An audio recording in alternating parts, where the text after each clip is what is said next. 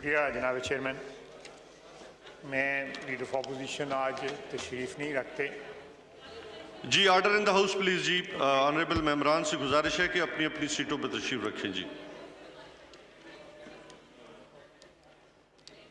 तो मेरे नातवा कंधों पे ये जिम्मेदारी आई है कि मैं प्रेसिडेंशियल एड्रेस पे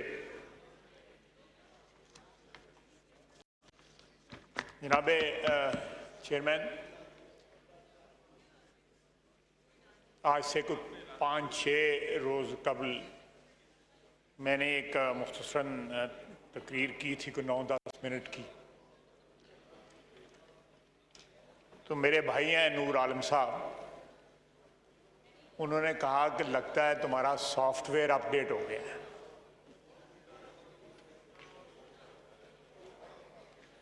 मुझे लगता है जिस किस्म के हालात जा रहे हैं हम सब का सॉफ्टवेयर जो है ना वो अपडेट होने के करीब पहुंचा हुआ है।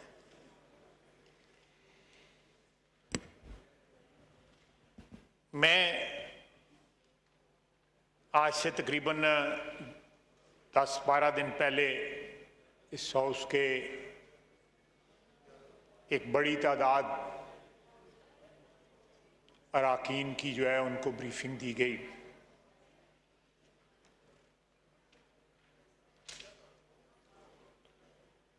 और बड़ी कैंडिड नो होल्ड्स बार्ड वाली ब्रीफिंग थी जो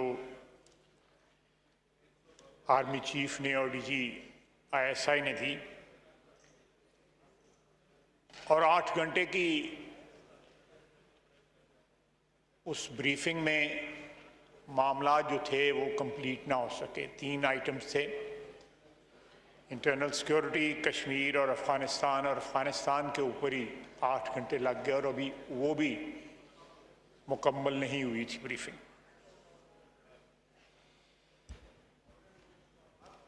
जनाब वाला, कोई भी मुल्क जो है खुसूसन अपने खित्ते में अपने हमसाये में जो सूरत हाल डेवलप हो रही हो उससे order in the house please जी। ऑनरेबल मेंबरान से गुजारिश है कि आप तशरीफ रखें जी अपनी। उस सूरत हाल से हम पाकिस्तानी जो हैं, चाहे वो हुकूमत है, हुक्मरान अशराफिया है या आम आदमी है, ला ताल्लुक नहीं रह सकता।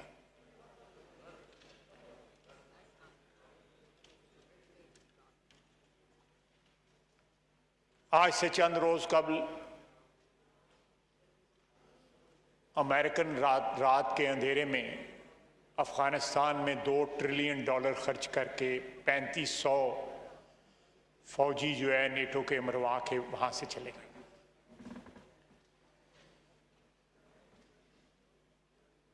और उसके बाद जो है जिस तरह उस एयरपोर्ट पे लूटमार हुई और पिछले चंद रोज से जिस तरह एक एक्सोडस जो है, जो लोग अफगानिस्तान छोड़ना चाहते हैं पेशतर इसके कि वहाँ पे कोई तब्दीली आए, उनका एक रश है एयरपोर्ट के ऊपर और चार्टर्ड प्लेन्स के ऊपर वो लोग अफगानिस्तान छोड़ के जा रहे हैं।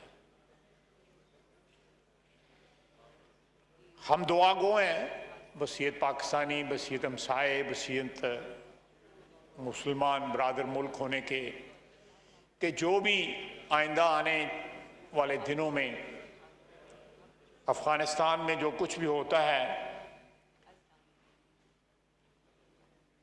वो अफगान अवाम के लिए बेहतर हो। पिछले 35-40 साल से 50 साल से जिस तरह वहाँ पे बदअमनी रही है और अफगानिस्तान जो है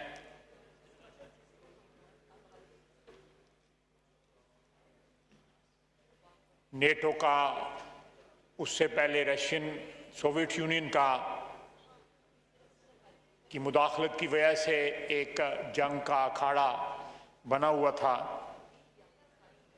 हम दुआ गो हैं कि वहाँ पे जो भी तब्दीली आए वो अफगानिस्तान के अवाम के लिए बेहतर हो वहाँ पे अमन कायम हो, वहाँ पे खुशहाली हो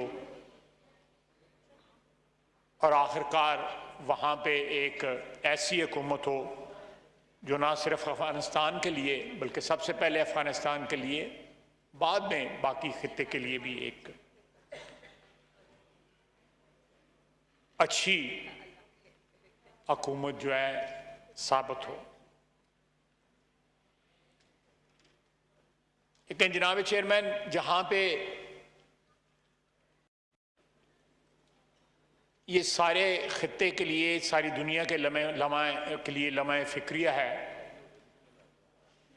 हमें पाकिस्तानियों को जो इस जंग में तकरीबन डायरेक्टली इन्वॉल्व रहे हैं 70 की दहाई से, हमें भी ये गौर करना पड़ेगा कि जो फैसले हमने माजी में किए स्ट्रेटेजिक डेप्थ के लिए, वो फैसले दुरुस्त साबित हुए हैं या सही साबित हुए हैं। हालात और वाक़यात ने यह साबित किया है कि वो फैसले गलत थे। उस दिन यहाँ पे उस ब्रीफिंग के दौरान शाहिद अब्बासी साहब ने बड़ी खूबसूरत बात की। उन्होंने मोहसिन दावड़ की तरफ इशारा करके कहा कि ये लोग हमारी स्ट्रेटेजिक डेप्थ है, बजाय इसके कि हम अपनी सरहद के उस पार स्ट्रेटेजिक डेप्थ ढूंढें। हम ये जो हमारे भाई हैं, जो पाकिस्तानी हैं, हमारे पे इस ज़मीन पे इनका उतना ही हक है जितना मेरा और आपका हक है। इनको गले लगाएं, इनको जिम्मेदार बनाएं स्ट्रेटेजिक डेप्थ का। अगर वहां पे कोई एलिनेशन है तो उस एलिनेशन को दूर करें। ये सारे हालात जो इस वक्त अनफोल्ड हो रहे हैं हमारे हमसाया में, वो इस बात को और ज्यादा इंपॉर्टेंट कर देते हैं कि हमारे सरहद के साथ बसने वाले पाकिस्तानी जो है वो मेन स्ट्रीम पाकिस्तानी कौम का प्रोसेस का जो है हिस्सा हो। जनाब वाला, जिस तरह अल्लाह माफ़ करे अब फिर कोविड का पिछले 3-4 दिन से शोर मचा हुआ है, वो कहते हैं कि कोविड अगर किसी शख्स को पहले ही कोई इमराज हो, चाहे डायबिटीज़ हो, ब्लड प्रेशर हो, हार्ट का पेशेंट हो, तो अगर उनको कोविड हो तो उनके चल बसने के चांसेस ज़्यादा होते हैं। इसी तरह हमारे मुल्क के अंदर इस वक्त खुदा न खास्ता अगर हालात ख़राब होते हैं तो जिस किस्म की फॉल्ट लाइंस हमारे मुल्क में हैं इस वक्त,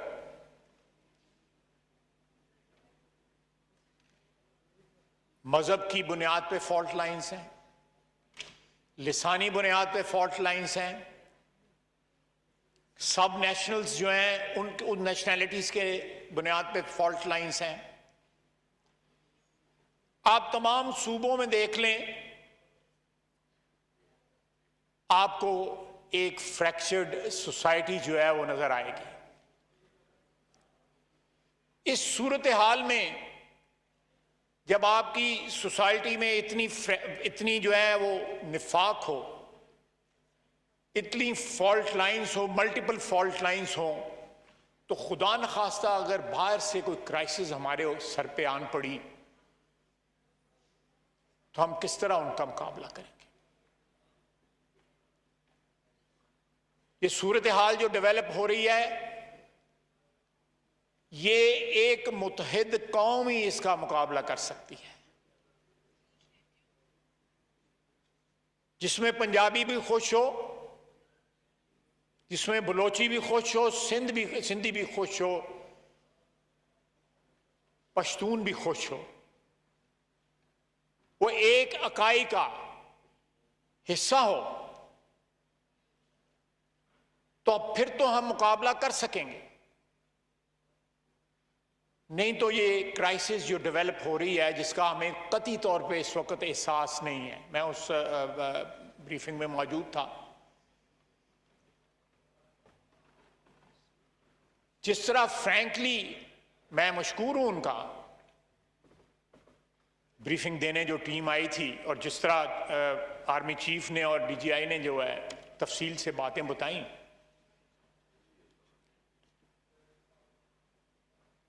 सिचुएशन जो है जनाब चेयरमैन इतनी अलार्मिंग है कि किसी वक्त भी जो है ना ये सारा कुछ जो एक फसाड है ये केवन हो सकता है हमारे सर पे।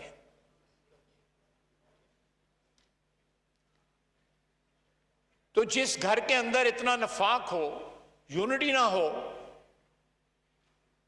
जहां आइन जो है वो उसकी कोई तकरीम ना हो, किसी भी रियासत को चलाने के लिए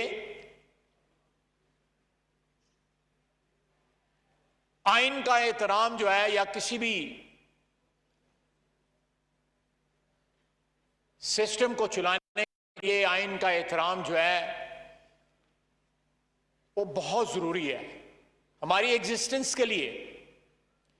पिछले 72 साल में, वैसे तो हमने 72 साल गुजार लिए हैं, लेकिन ये ट्रेडमिल के ऊपर भागने की मुतरादिफ है कि आप एक्चुअली कोई डिस्टेंस कवर नहीं कर रहे होते, लेकिन ट्रेडमिल के मीटर के ऊपर 6 मील भी हो जाता है, 10 मील भी हो जाता है, 15 भी हो जाते हैं। तो we have not covered any real area और real distance in last 72 years. बावजूद इस बात के कि हमें इतने दचके लगे हैं, आज भी ये हाउस जो है ये आइन के, मेरी इंटरप्रिटेशन जो है, मेरे साथियों की इंटरप्रिटेशन भी यही होगी कि आइन के मुताबिक जो है ये सबसे बड़ा, सबसे कुव्वत वाला अदारा है आइन के तहत जो है, क्योंकि ये अवामी वोट से, अवामी राय से वजूद में आया है, तश्कील में आया है। आप अपने आप से पूछें, मैं पूछता हूं, बाकी मेंबरान पूछते हैं कि क्या वाकई हम इतना कुव्वत वाला अदारा है? क्या जो आइन कुव्वत हमें देता है, क्या वो हमारे पास कुव्वत है? जब हम कहते हैं वोट को इज्जत दो, तो उसका यह मतलब है कि जिन वोट से इलेक्ट होके हम यहां पे आए हैं, और आइन जो हमें कुव्वत देता है, आइन जो हमें इख्तियार देता है, वो हम इंडिपेंडेंटली उसको एक्सरसाइज कर सकें। अगर हम नहीं कर सकते तो वोट की इज्जत जो है वो नहीं हो रही, उसकी हुर्मत का पास नहीं हो रहा। अगले दिन टेलीविजन पे बहस हो रही थी और आम बड़े जिम्मेदार अशखास जो हैं, वजीर आजम साहब, कायदे ईवान जो हैं, उन्होंने कहा चंद दिन पहले कि तमाम तर इंतखाबात जो हैं वो उनके ऊपर सवालिया निशान है, जितने भी पाकिस्तान में हुए। एक जो है वो ठीक हुआ, उसके नतीजे में मुल्क टूट गया। ये हमारी तारीख का हिस्सा है। वो हेनरी किसिंजर ने जमशेद मार्कर को कहा कि किसी कौम में या किसी रियासत में कोई क्राइसिस होती है, पॉलिटिकल क्राइसिस या इकोनॉमिक क्राइसिस, तो उसके लिए वो इलेक्शन करवा लेते हैं, नई मैंडेट ले लेते हैं। तुम्हारे मुल्क में जब भी इलेक्शन होते हैं उससे क्राइसिस पैदा होती है, क्राइसिस हल नहीं होती बल्कि क्राइसिस पैदा हो जाती है।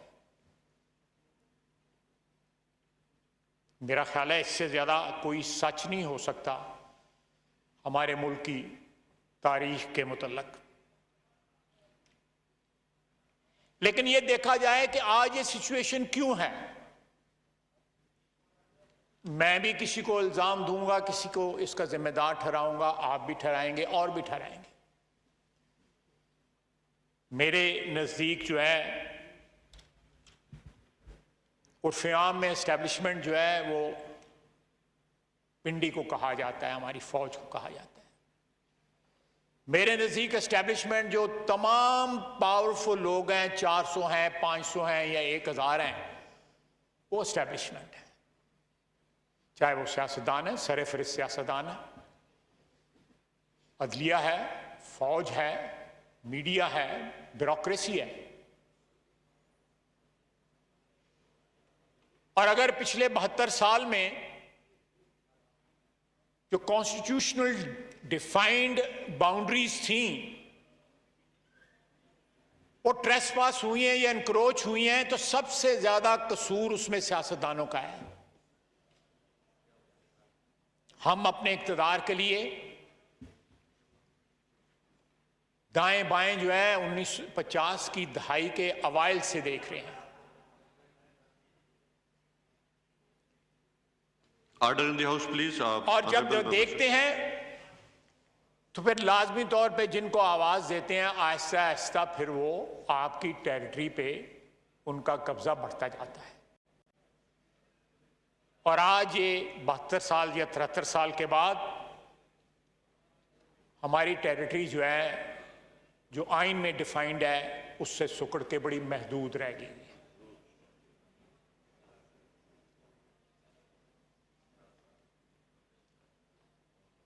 इसका सवाल जो है या इसका जवाब लेने के लिए हमें कहीं और जाने की जरूरत नहीं, अपने गिरेबान में देखने की जरूरत है कि मुख्तलिफ अदवार में पिछली 7 दहाइयों में सियासतदानों ने किस तरह अपनी टेरिटरी जो है नेगोशिएट की अपने इक्तदार के लिए, एस्टेब्लिशमेंट के साथ, जो भी एस्टेब्लिशमेंट आप कह लें उसको, अपने इक्तदार के लिए, अपने जाती इक्तदार के लिए, पार्टी के इक्तदार के लिए, अपने ग्रोही इक्तदार के लिए किस तरह नेगोशिएट की या किस तरह सरेंडर की।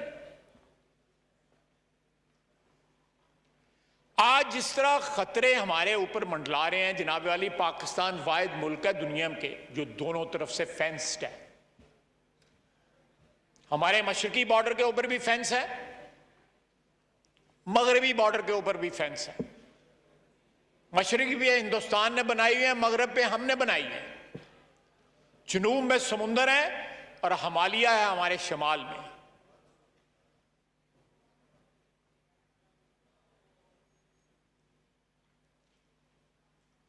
और उसको इन हालात में अगर हम इसी तरह मुल्क चलाते रहे और इसी तरह हमारी कौमी सेहत जो है वो फ्रेजाइल रही, तो खुदा न खास्ता अगर तब्दीली जो है वो मनफी, अफगानिस्तान में तब्दीली जो है को मनफी असरात मुरतब करती है हमारे ऊपर, तो अल्लाह ना करे हो सकता है हम उसको बर्दाश्त उन असरात को ना कर सकें। जिस तरह मैंने आगे जो है पहले जो है कोविड-19 की जो है ना मैं मिसाल दी है कि हम उस बीमारी को या उस वबा को या जो खतरा है उस जो लाहक है इस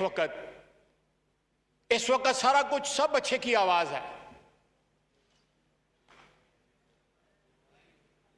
लेकिन जो अनफॉर्चुनेट सिचुएशन अनफोल्ड हो रही है इस वक्त अफगानिस्तान में, फैसले अफगानी अवाम करेगी, हम नहीं करेंगे उसके लिए। माजी में हमने उनके लिए फैसले करने की कोशिश की, बैनुल अक़वामी जो ताकतें हैं उन्होंने उनके लिए फैसले करने की कोशिश की, लेकिन तमाम तर तजर्बात जो हैं पिछली 4 दहाइयों में वो नाकाम साबित हुए। चाहे वो सोवियत यूनियन का था, उसके बाद जो 90 की दहाई में हुआ, उसके बाद 9/11 के बाद जो कुछ हुआ, और जो इस पिछली जो दहाई गुजरी है उसमें जो कुछ हुआ, जनाब वाला ये तारीख का सबसे बड़ा सबक है। $2 ट्रिलियन जो है अमेरिका ने लगाया है। जितनी भी इंटरवेंशंस की हैं इस इलाके में उन्होंने, वो नाकाम साबित हुए हैं। इराक ले लें, सीरिया ले लें, लीबिया ले लें, मुल्क तबाह हो गए, रियासतें तबाह हो गई, नेस्तो नाबूद हो गई। लेकिन जो मिशन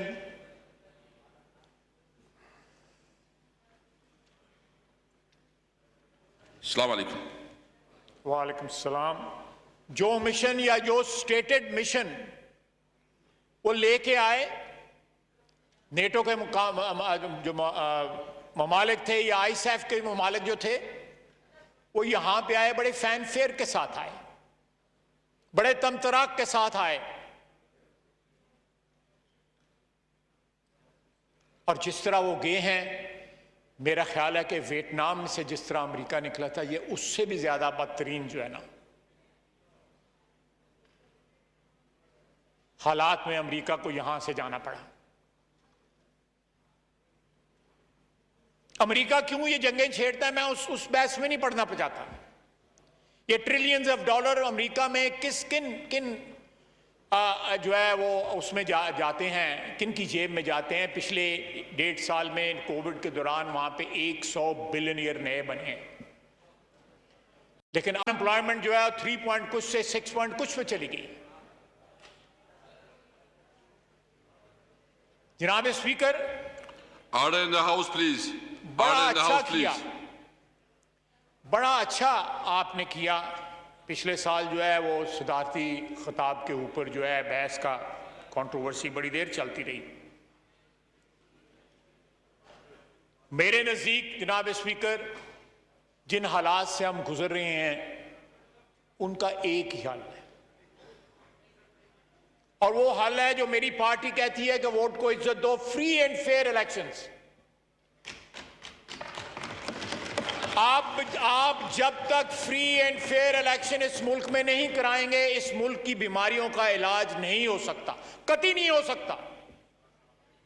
सियासतदान हमेशा पिंडी की तरफ देखते रहेंगे कि कोई हमें कंधा दे, कोई सानू मोंडा दे, कोई आसरा कराए सानू, ताकि इख्तिदार हमारे पास आए। यह रवायत 50 की दहाई के अवाइल से शुरू हुई है, जब 1954 में अयूब खान को डिफेंस मिनिस्टर बनाया गया। वो कमांडर इन चीफ भी थे उस वक्त, मरहूम, अल्लाह उनको गरीक रहमत करे।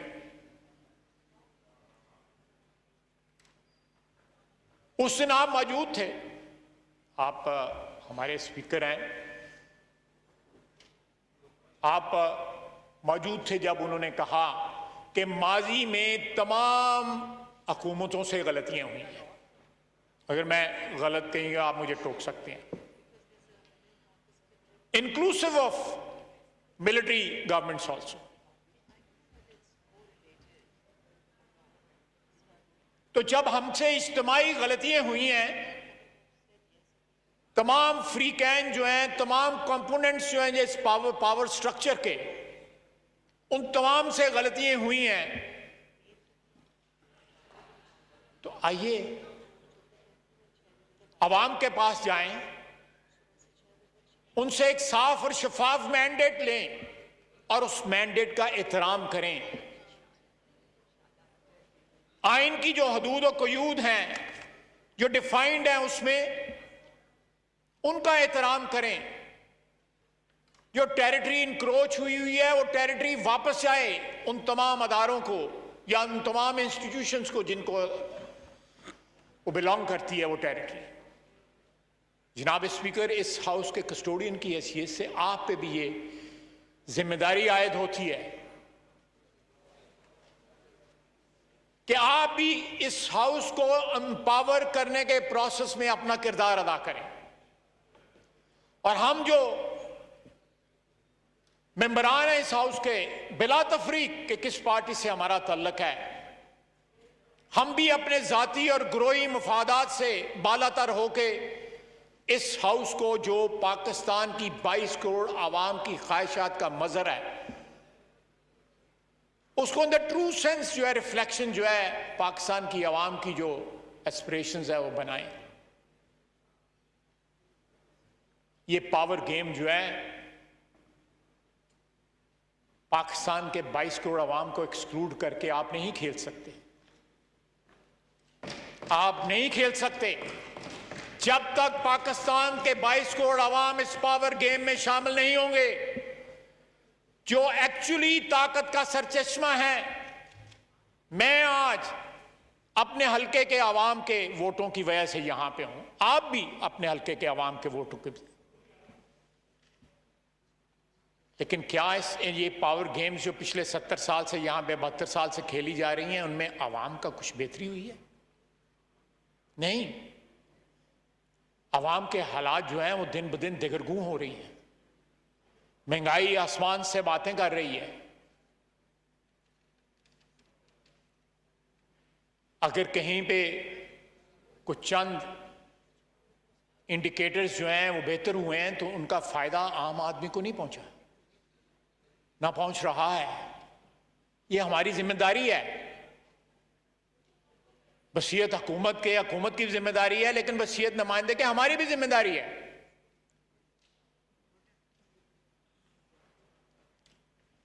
जनाब स्पीकर,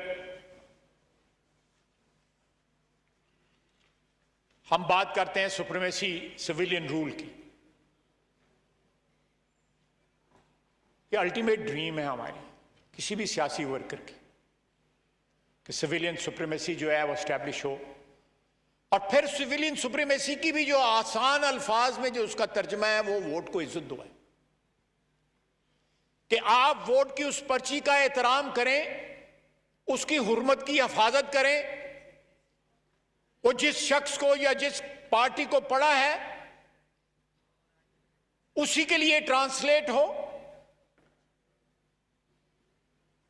तो फिर तो वोट को इज्जत है। सिविलियन सुप्रीमेसी ऑटोमेटिकली एस्टैब्लिश हो जाती है, कोई एफर्ट की जरूरत नहीं है। लेकिन जहां पे तमाम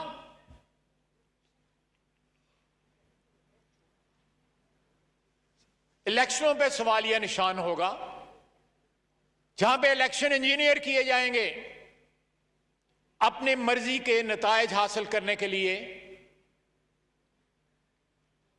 जहां इक्तदार की मोहब्बत आपको आइन के पामाल करने से भी नहीं रोक सकती, बल्कि टेम्प्ट करती है कि आप आइन को भी पामाल करें।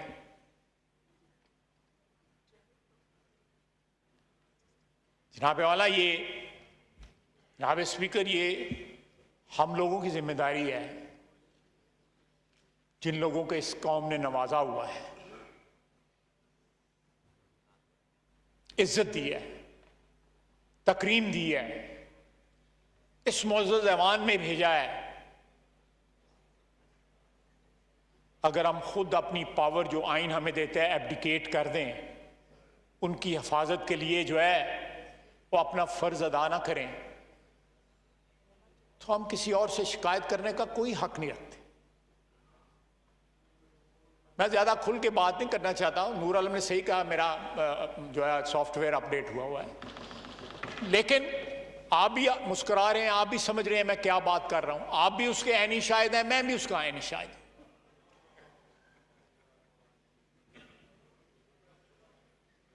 जनाब स्पीकर, इट्स हाई टाइम।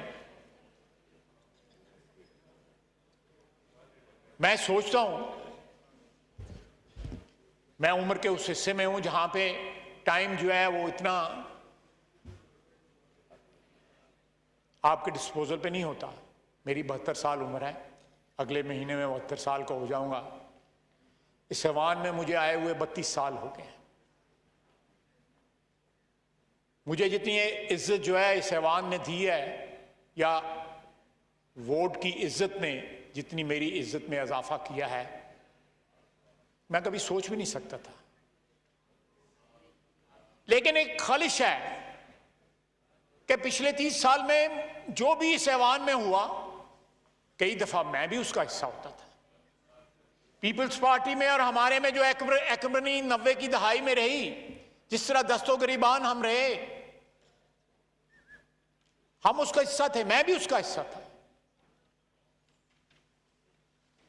हमने उसे सीखा। 2006 में मिसाक जमहूरियत साइन किया। एक के बाद दूसरी हुकूमत ने अपनी टर्म कंप्लीट की, जिस तरह भी हुई, लेकिन एक थ्रेशोल्ड था जो क्रॉस किया गया। उस एहसास के होने की वजह से कि 90 की दहाई में जो कुछ हुआ वो ठीक नहीं था,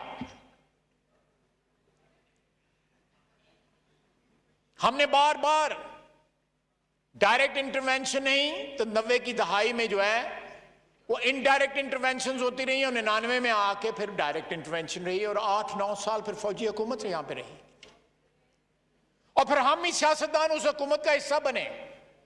उससे पहले भी सियासतदान जो हैं उन हुकूमतों का हिस्सा बनते रहे जो फौजी मुदाखलत के नतीजे में आती रही। Why blame just one component? सहूलतकार हम बनते हैं, हम सियासतदान सहूलतकार बनते हैं।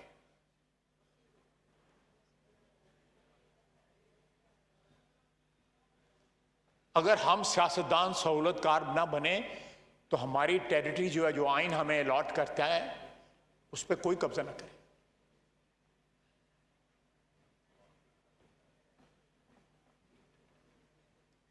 ये जो तब्दीली अफगानिस्तान में आ रही है, ये जहां पे मैं दुआगो हूं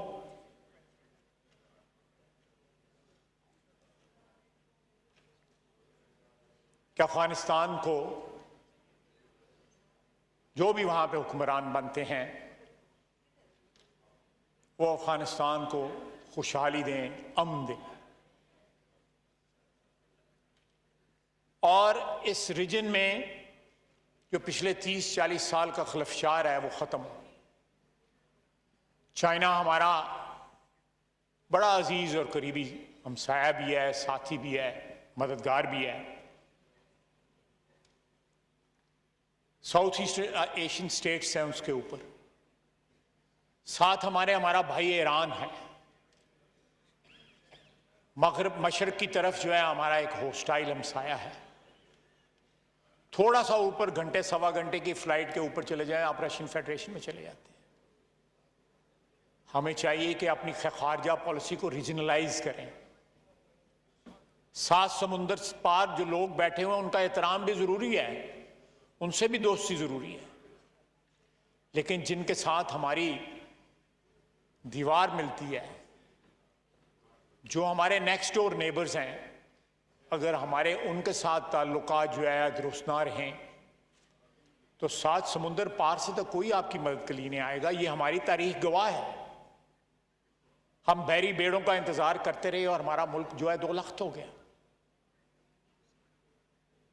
उन्हें जाने गंवाई, ट्रिलियंस ऑफ डॉलर गंवाए, कई जंगें लड़ी सेकेंड वर्ल्ड वॉर के बाद।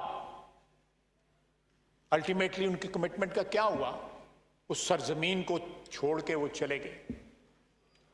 वो बेगोरो कफन जो है लाशें छोड़ के चले गए। जिस तमतराक के साथ 9/11 के बाद आए, वो कमिटमेंट कहां गई?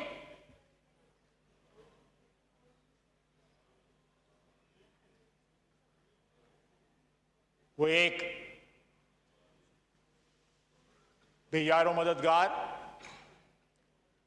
बगैर किसी मॉडर्न असले के, बगैर किसी टैंक के, बगैर किसी हवाई जहाज के 30 साल से उन्होंने पहले एक सुपर पावर को शिकस्त दी, फिर दूसरी सुपर पावर। ख्वाजा साहब, आपने बहुत अहम टॉपिक छेड़ा है।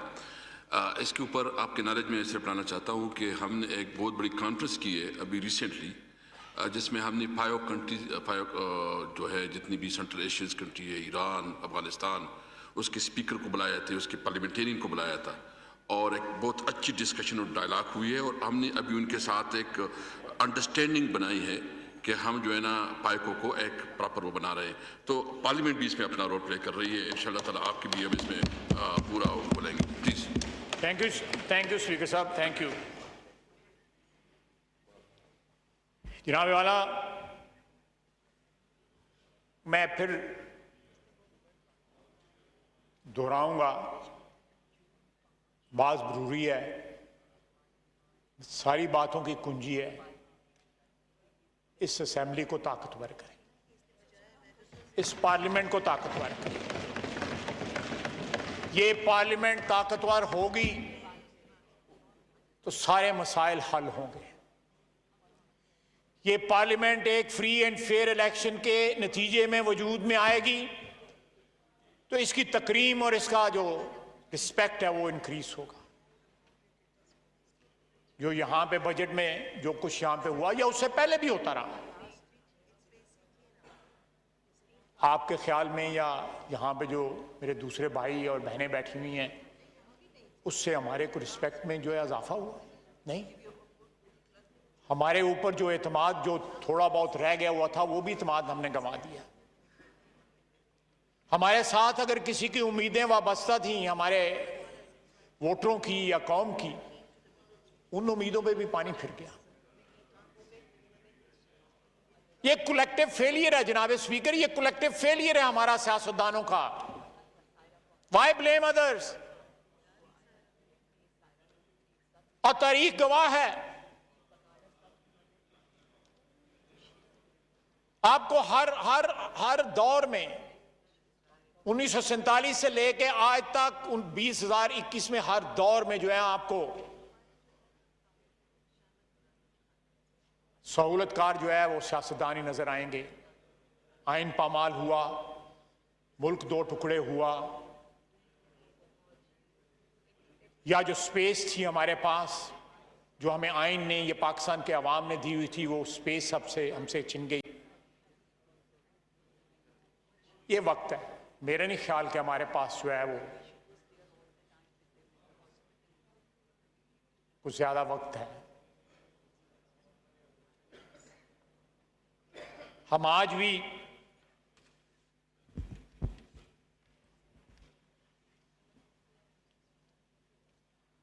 जिन हालात में पड़े हुए हैं, हम एक कौम की हैसियत से,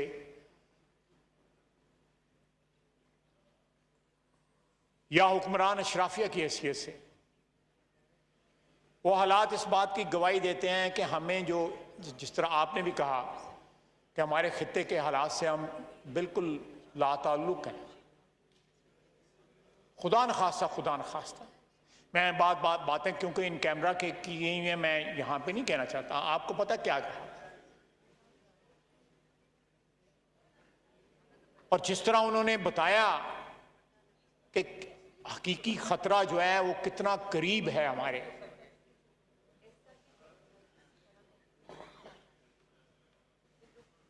हमारे बाद साथियों ने बड़ी अच्छी गुफ्तगू की उस दिन। बात चीजें मुझे भी इल्म में नहीं थी जो हमारे साथियों ने, मोहसिन बैठा हुआ है, मेरा भाई है, इसने की और साथियों ने की। मैंने ज्यादा टाइम लिया है, मैं रैप अप करते हुए अपने आर्गुमेंट को सिर्फ इतना कहूंगा, जनाब स्पीकर, मेरी भी जिम्मेदारी है, लेकिन तारीख ने और वक्त ने और अल्लाह ताला की मेहरबानी ने आपको जिस कुर्सी पे बैठाया हुआ है, आपकी बहुत बड़ी जिम्मेदारी बनती है। आप अपनी पार्टी की क़यादत को कहें कि इस हाउस को एम्पावर करें, इस हाउस को एम्पावर करेंगे, पाकिस्तान की अवाम एम्पावर होगी। इस हाउस को बाईपास ना करें। आज जिस जगह पे हम खड़े हैं और हमें एक रियलिटी जो है वो स्टेयर कर रही है, एक खतरा जो है वो हमारे सर पे मंडला रहा है, वो इसलिए है कि हमसे 72 साल में, मैं कौम को इसका जब मुजरिम नहीं ठहराऊंगा, मैं जो, हम लोग जो प्रिविलेज्ड लोग जो हैं, वो सैकड़ों की तादाद में, हजारों की तादाद में भी नहीं है। हमने इस कौम को नाकाम किया है। इस मुल्क में अगर आज रियासत के वजूद को खतरा है, अल्लाह करे ना हो, मेरा अंदाजे गलत हो, लेकिन जो मैंने सुना आज से 8-10 दिन, आपने भी सुना, ये एक हकीकी खतरा है, रियल डेंजर। इसको हम, इसका मुकाबला जो है एक फ्रैक्चर्ड हाउस के साथ या एक फ्रैक्चर्ड स्टेट के साथ, जिसके अंदर मल्टीपल प्रॉब्लम्स हैं, जिसमें अकलीतें जो हैं उनको तहफ़्फ़ुज़ नहीं है, जिसमें सब नेशनैलिटीज हैं, उनकी जो एस्पिरेशंस हैं उस पर स्टेट पूरा नहीं उतरती, जिसमें गरीब और अमीर का फर्क इतना तफावत इतना बढ़ गया है कि वो सस्टेन ही नहीं हो सकता। और आवाम के मैंडेट को, जिस तरह मैंने कहा कि हर पार्टी जो है पिछले 70-72 साल से हर इलेक्शन पे ये इल्जाम लगाती रही है कि ये इलेक्शन चोरी हुआ। We are in deep crisis जनाब स्पीकर। ये वेकअप कॉल है जो कुछ सरहद के उस पार हो रहा है, और अभी भी हमने जागना नहीं है और कॉग्निजेंस नहीं होना सूरत हाल का, तो फिर हम अल्लाह पे, सब कुछ उसके हाथ में है। Thank you तो जी। कादर मुतलक है वो, सब कुछ उसके हाथ में है, लेकिन हाथ पे हाथ धरे मुंतजर फरदा हो, ये मुंतजर फरदा नहीं रहना चाहिए, हाथ पे हाथ धरे नहीं रहना चाहिए। हमें अल्लाह से दुआ मांगनी चाहिए, मदद मांगनी चाहिए, लेकिन अपने दामन भी साफ रखने चाहिए। बहुत बहुत शुक्रिया जनाब। थैंक यू जी। मैं शफकत साहब एक मिनट एक कमेंट